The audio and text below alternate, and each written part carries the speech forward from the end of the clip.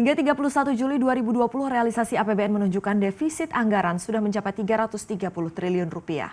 Menteri Keuangan Sri Mulyani menyebut tekanan pada APBN adalah akibat dari pendapatan yang menurun, sementara belanja anggaran meningkat akibat COVID-19.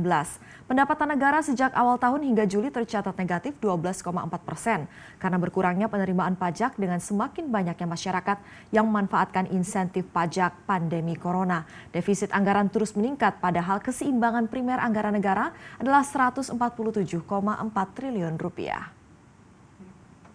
Pembiayaan anggaran kita 503 triliun, ini adalah naik sangat tinggi dibandingkan tahun lalu sebesar 115%.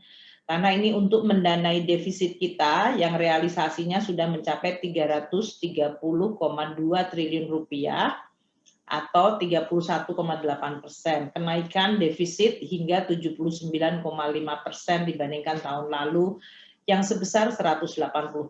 Ini menggambarkan bahwa APBN kita penerimaan mengalami tekanan, belanja naik akibat COVID, dan oleh karena itu dampaknya terhadap defisit APBN akan sangat besar, yaitu di dalam Perpres sampai akhir tahun diestimasi sebesar 6,34% dari GDP.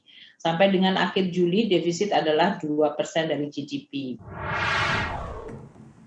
Pemerintah memproyeksikan pertumbuhan ekonomi di kuartal 3 tahun ini bisa negatif hingga 2%. Hal ini sejalan dengan masih adanya risiko nyata pertumbuhan ekonomi di kuartal ketiga tahun ini.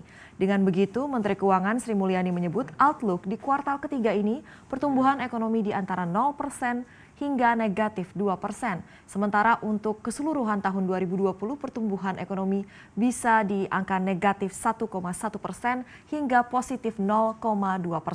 Jika di kuartal ketiga ini ekonomi terrealisasi minus atau terkontraksi, maka Indonesia resmi masuk ke jurang resesi.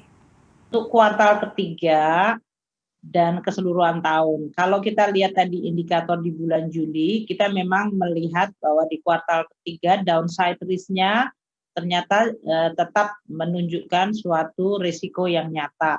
Jadi untuk kuartal ketiga kita outlook-nya adalah antara 0 hingga negatif 2%.